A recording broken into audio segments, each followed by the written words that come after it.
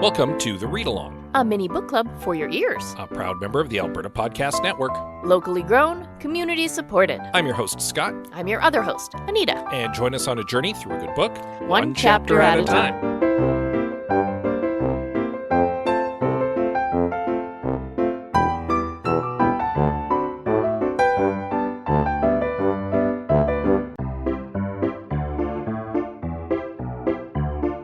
Hosted by Todd Hirsch, ATB Financial's Vice President and Chief Economist, The Future of Podcast is in its third season. By connecting with industry leaders to uncover what's on the horizon for the things that mean the most to you, The Future of Podcast promises to give you insights to help navigate what is often an uncertain future. Explore how our economy and communities can not only brace for change, but embrace the opportunity it creates. Subscribe to The Future of in the Apple Store, Google Play, Spotify, and everywhere podcasts are found, and connect with us at atb.com/thefutureof. Part 2 of our back-to-back recording sessions. As mentioned in the previous episode, this episode is being recorded basically right on the heels of that. Yes. Not completely on the heels, because obviously we did have to take a short break to read the next chapter so that we weren't cheating, because we don't expect that you necessarily follow the rules. And I know that there are those of you out there who read the whole book and then binge the podcast segment that deals with the book, but we follow our own rules, and that means that we don't read ahead. So yeah. So we didn't. Like I said, read, record. Yeah. So here we are, having read and recorded and read, and now we're recording again. Exactly. So, good times had by all. The good news is that means that the previous chapter is very fresh in my mind, so let's just dive into a brief recap of chapter 20. Very good. In which Reyna hides from the Kepler on the bridge in a pile of corpses, and then runs from Morven through the hallways and into the greenhouse, where she finds herself possibly cornered as Morven hacks his way inside.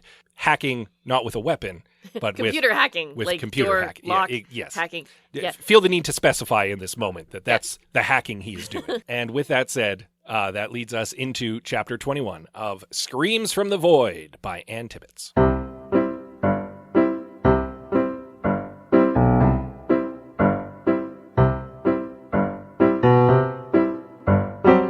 So Reyna is trapped in the greenhouse. Yes, and Morven has opened the door.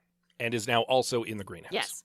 Now, I keep forgetting that the greenhouse is huge. Yeah, it's basically the whole lower deck, because they're basically a botanical survey ship. So they're taking tons of samples, and they've been out for years. It's a big greenhouse. Yeah. She keeps talking about like aisles and aisles of plants, and I'm like, in my head, I pictured it more like a plant nursery, right? With like shelves and tables of plants that you can see over. But that's not actually what it is, right? Like, it's a maze of, well, a maze is maybe not the right way to say it, but it's this long grid work of all of these plants that you can't see around. Well, I imagine that there are some plant beds that are, as you describe them, fairly low that you can see over, but that's not all of them. And some of the plants have been there for probably a while and have grown quite large. Yeah, exactly. So, yeah, it's not as open a space as might be expected.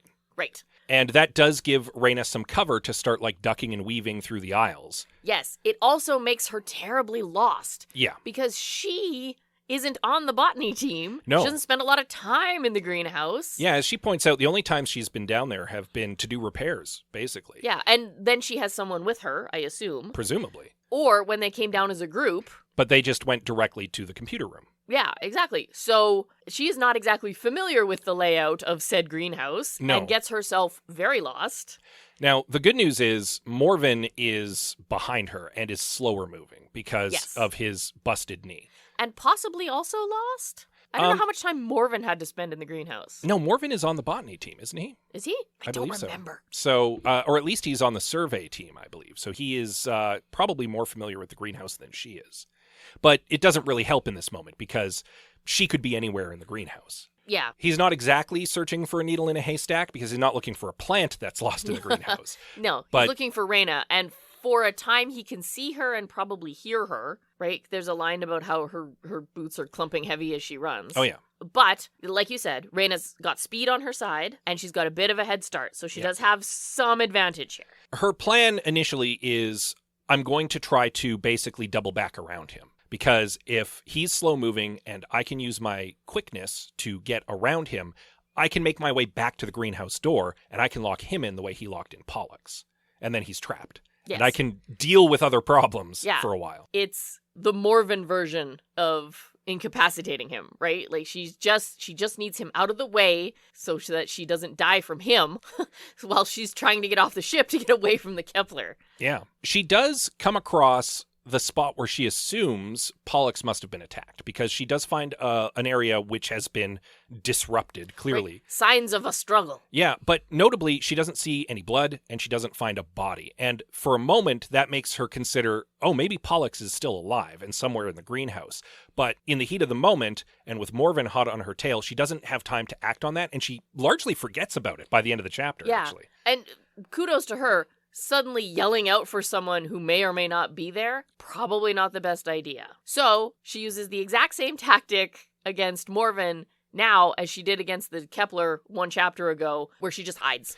So yeah, she finds the containment chamber where they had quarantined the spore plants, and there's just enough room for her to basically get inside and hide with the plants. Yeah, she kind of hops over a shelf and tucks herself away really small, and to her credit, plan works. Yeah, I mean, proven tactics. Right? Use the proven tactics. And it works, because Morven shuffles on by and kind of looks around and calls her name, and then passes on. Yeah. Having not seen her. Now, this is where things take a bit of a turn, because he also stops at the nearby shed and grabs one of the laser guns that they had stashed in the greenhouse. Yeah, from when they were swapping out their energy weapons for blunt force weapons. Yeah, and as they already know that the Kepler is largely immune to the laser guns, there's only one target that he could want the gun for. Yep, all the while still yelling, I just want to talk to you. We need to work together. Oh, he's the worst. Yeah, he finally moves on, and so Reyna slips out of her hiding spot. Yeah.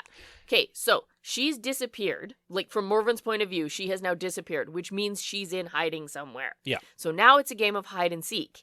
So he's searching for her in any place she could possibly be. And one of the places that he hits upon is she might have gone to hide in the computer room. So he makes his way over there, and he kind of hesitates. And Reyna is like spying on him from behind some flowers. He finally decides, yeah, all right, I'm going to head in. The problem is, of course, you need to go through the airlock to get into the computer room, because there's the dehumidifying chamber so that the precious computer equipment doesn't get steamed up and broken. Yeah, it doesn't get full of moisture and cause horrible damage. And that means that he has to cycle through it. And that gives Reyna, number one, some time, and number two, a new plan.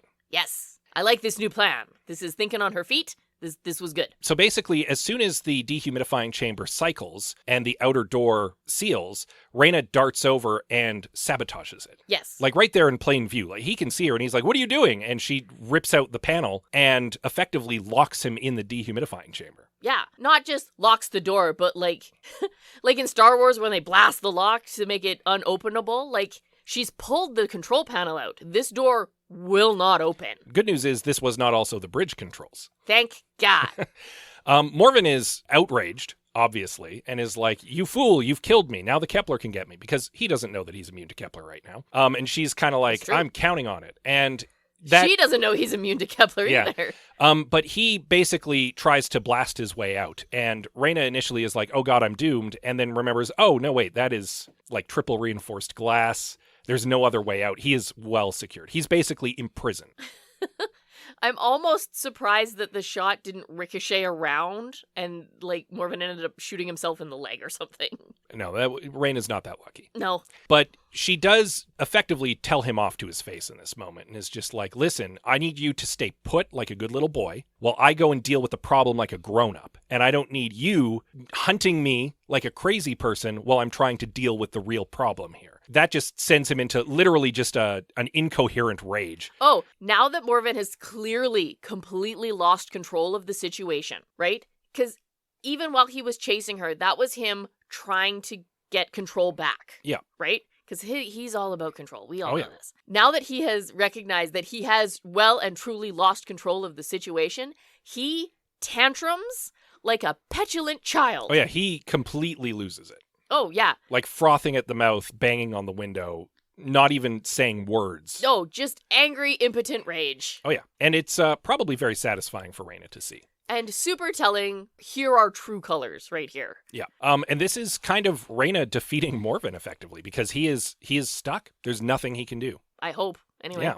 Now the problem is, and Reyna might not realize this, she has now left Morven a sitting duck for Pollux. Maybe. And I suspect that is where this is going to go. It only works if Pollux can get to Morven, though. If Pollux is on the other side where Morven is, yes, Morven's in trouble. Like if Pollux was hiding in the computer room. But otherwise, Pollux is safely out in the greenhouse with Reyna, where she can't get to Morven either. Unless Reyna fixes the door. I don't know that she is, because you'd think that all the commotion in the greenhouse with Morven calling for Reyna and Reyna tromping around in her boots, that would have attracted Pollux's attention at some point. So that leads me to believe Pollux might have gone into the computer room. She might be in there with Morven. She might be. I don't know. I genuinely expected Pollux to pop out and, like, save Reyna at this point, and there was nothing. That is also what I was expecting, based on my earlier predictions, but that did not happen. So my feeling is that Pollux and Morven are going to have some sort of final showdown while Reyna deals with the Kepler, and then Pollux and Reyna will join back up, because Reyna will have come back to deal with Morven and find Pollux there. Oh, yeah. And Morven down, and will free Pollux, and the two of them can then escape the ship. Or help will arrive, because the Kepler's been incapacitated. Well, because the chapter ends with Reyna having come up with an idea that might deal with the Kepler, though we don't know what. So she calls it the ultimate jury rig. So this is a departure from original plan, right? Like her original plan was fix the escape pod, get out. Now her plan is to she's got a plan to defeat the Kepler? Yeah, somehow in dealing with Morven in this moment, it's given her an idea, and we don't know what it is. I hope it works. Yeah, we'll have to wait and see. We'll have to see. So that's where our present part of the chapter ends. And then we have a huge flashback to 20 months ago. Yeah, to the first time that Reyna and Morven were intimate with one another.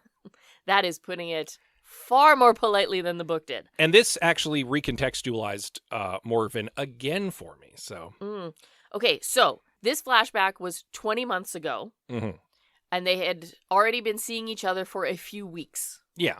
And this was the first time they had slept together. Yeah. Which means that these two got together shortly after the mission started. Yeah, that's the implication. Wow. Well, Reyna wasn't happy, and Morven was interested in her, apparently, and I can see why she might be interested in that. She even says it in the chapter. No, I know. Morven seems off-put by this encounter, and that made me go, oh, because he's a sociopath. Oh, yeah. He doesn't make connections with people. He's a serial user. And this is the first time that he's felt something being with a woman. And he's confused and scared and angry about it. And How dare you make me feel. And that explains everything that comes afterward. It absolutely It explains why he's so possessive of Reyna. And it explains why he's also simultaneously like suspicious and angry at her all the time. Because she's the one person who makes him put his guard down. And he doesn't like it. Yeah, like she can see the glimmer of humanity underneath him, and that's the thing. That's the one thing that's kept her hooked to him all this time, and he resents her for it because he's a sociopath. Yeah. This also recontextualized his feelings about his dad to me as well. He doesn't care that his dad died. He cared that his dad died a coward's death, and that might reflect poorly on him. Yeah. Oh, no, we knew that before. Yeah, even. but it really underscored that here. So yeah, just that explains everything right there. And unfortunately, Reyna didn't catch that warning sign right off the go. The really sick part of it for me, because we are following this relationship in reverse, right? Through all of these flashbacks are a little further back every time, right? Had we encountered this relationship scene in order, this particular scene would have been probably quite romantic. Yeah, it might have been. Right? It would have been like passionate and touching and like, oh, all these big emotions, these two people really want to be together. But because we're watching it in reverse, this was gross. Yeah, the context is it completely changes it. Oh. Because we know everything that comes after it, and we have the framing of all of the stuff that happened later in the relationship. So you're absolutely right. Yeah. Sadly, that's where our chapter ends now, with me being like, ugh, this beautiful, endearing, passionate scene is real gross. Yeah, so again, my prediction has shifted to... That's all right. Reyna's going to deal with the Kepler, and Pollux is going to deal with Morven. Reyna can't let Morven out. No. No. That's her death right there. And I mean, she kind of puts it as, well, I'm going to go deal with the Kepler, and then we're going to just wait until help comes, because I did send a distress signal. And that's actually the real thing that sets Morven off at that point, because that is completely scuttling his plan. Oh, yeah. She's ruined everything. Everything is ruined at that point. But that is the only possible solution to Morven, is wait for help to arrive, and then they take him into custody, because she can't let him out. He'll kill her instantly. Yes. So he might still try, depending on how angry he is, assuming that help comes and lets him out, right? He might still try. I could see him trying to spin it. Because, I could see him rushing the door and trying to overpower whoever comes at him. I disagree, because he is smarter than that, and he's a user. And he always gets off with a slap on the wrist, and the best way to do that is to just play ball. Refute Rhaena's claims, and maybe try to spin it like she's the one who's crazy. She locked me in here. Maybe. And if there's anything the Space Corps has proven to us so far, it's that they're likely to believe him and give him a slap on the wrist. That's true. So really the only Heck, they solution... might even give him a promotion. Yeah. The only solution to Morven is for Pollux to be in that computer room with him. Well, we'll have to see. And she has a bone to pick with him. She really does. Yeah. Well, we've got 2 chapters left. Yep. To see what happens. And 2 monsters on the ship. Yep. We still have 2 monsters. That averages out to 1 monster per chapter. Will there be a satisfying epilogue afterwards? Or God, will we I hope so. Just be left with Rhaena floating in space hoping help comes? Oh, that would suck. That might be how this ends, because we're running out of book. Well, if we know help is coming, I think that's a safe end. We can assume it will be okay. If help comes. If help comes, that is an okay end. Like, the end of Alien? Spoiler alert if you haven't seen Alien. Yeah, spoiler alert for a 40-year-old movie. For a 40-year-old famous pop culture, ingrained movie. Help doesn't come to Ripley, right? No. She gets out and then goes to sleep in the sleep chamber, and we're like, okay, everything's fine. Until the sequel. But within that contained movie, that's how it ends, and we all know it's fine. We are running out of book, and that means that we will be shortly selecting a new book. So keep an eye out, because there will be a Twitter poll coming up probably very shortly on our @TheReadAlong Twitter, where you can vote on which genre or genres we should be looking into next. Yes. And then, of course, if there are 2 chapters left, there are 3 episodes left for this book. Right. So. Because we get to do full book club at the end. That's right. But before we get there, you'll want to read up on chapter 22. Yes. And you'll want to read up on that in time for next week. And in the meantime, if you have your knee shattered in your workplace and you're limping around shouting for people to come and help you deal with foreign biological monsters, you might be entitled to some sort of workplace benefits that might assist with your medical expenses towards fixing your knee. Here in Alberta, if you're a small business, you might consider checking out Alberta Blue Cross to help you out. This episode of The Read Along is brought to you by Alberta Blue Cross. Even if you're a busy business owner with more meetings than hours in a day, you are calm and collected when your group benefit plan is taken care of by Alberta Blue Cross. Your employees can manage their own health, dental, life, and disability coverage online, anytime, on any device, making it easier for them and for you. To learn more and explore your options, head to ab.bluecross.ca. Alberta Blue Cross. Woo! Nita's been talking about them a lot. A bunch. Yeah. And that's okay. They've been kind of like our main sponsor for the last month. Yeah. But that's fine. That's all right. We're happy to talk about them. You can check out more about our sponsors, the network, and all of the member podcasts right now at albertapodcastnetwork.com. While you're there, you'll find many podcasts, many of which might be of interest to you. So many podcasts. Download them on your podcatcher of choice. Hey, that's maybe where you're downloading our pod. Well, that just seems likely. Should give us a little rating and a review. That helps us out. Oh, we would appreciate it. Yeah, you can reach out to us via social media. Absolutely. We are on Twitter, Instagram, Facebook, and Goodreads, because we're bookish. We are @TheReadAlong on most of those. Yeah, you can also reach out to us via email. Absolutely. We are thereadalong@gmail.com. And with that said, as always, we love you very much, and we'll see you next time. Where art thou, Pollux?